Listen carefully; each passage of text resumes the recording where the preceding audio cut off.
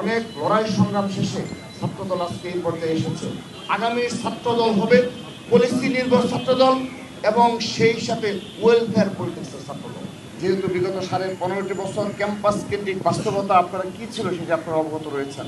Campus কেন্দ্রিক বাস্তবতায় আমরা এই ধরনের হিফজুল কোরআন ও কোরআন তেলাওয়াত প্রতিযোগিতা দূরের কথা, আমরা আমাদের যে ন্যায্য অধিকার, যে সামান্য পড়াশোনা করার যে অধিকার ছিল, ছাত্রদল সেখান থেকে বঞ্চিত ছিল।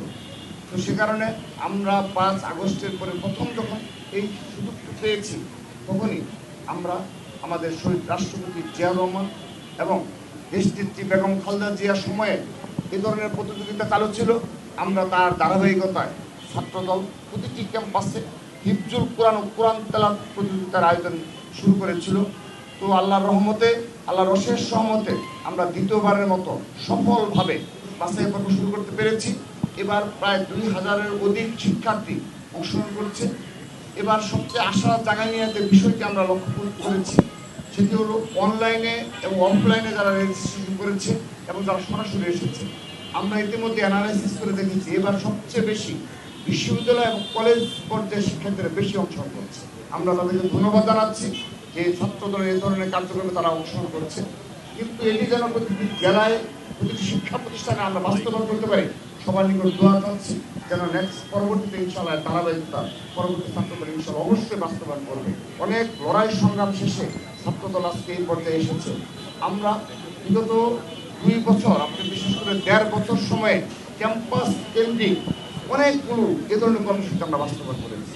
বিশেষ করে ঢাকা বিশ্ববিদ্যালয়ে আপনি দেখবেন সাধারণ শিক্ষার্থী বান্ধব অনেকগুলো কর্মসূচি আমরা বাস্তবায়ন করতে পেরেছি।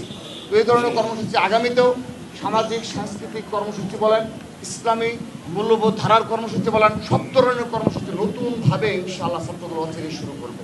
আগামী ছাত্রদল হবে পলিসি নির্ভর ছাত্রদল এবং সেই সাথে ওয়েলফেয়ার পলিটিক্সের ছাত্রদল। আমরা পলিসি এবং ওয়েলফেয়ার পলিটিক্সের অপূর্ব সমন্বয়ের কথা বলি ইনশাআল্লাহ। আমরা শুধুমাত্র আর্থিক বিনিয়োগ করে রাজনীতি শিখেও করবো না, আমরা শুধুমাত্র পলিসি নির্ভর রাজনীতি করবো না, আমরা পলিসি নির্ভর এবং ওয়েলফেয়ার পলিটিক্সের এক অপূর্ব সমন্বয়ের ছাত্র রাজনীতি আগামী ছাত্রদল উপহার দেবে। সবচেয়ে সুস্বাদু হালিম রাঁধুনি হালিম, হালিম হোক রাঁধুনি হালিম। আজ আমি দুঃখ ভরাক্রান্ত হৃদয়ে স্মরণ করছি দেশনেত্রী বেগম খালেদা জিয়ার, তার আত্মার মাগফিরাত কামনা করছি। এবং আজ মুসলিম জাতির জন্য, মুসলিম বিশ্বের জন্য একটি দুঃখের দিন যে আমাদের সেই প্রিয় নেতা, মুসলিম বিশ্বের বরিষ্ঠ কণ্ঠস্বর সে আয়াতুল্লাহ খামেনি আজ ইন্তেকাল করিয়াছেন, শাহাদাত বরণ করেছেন। ইন্না লিল্লাহি ওয়া ইন্না ইলাইহি রাজিউন।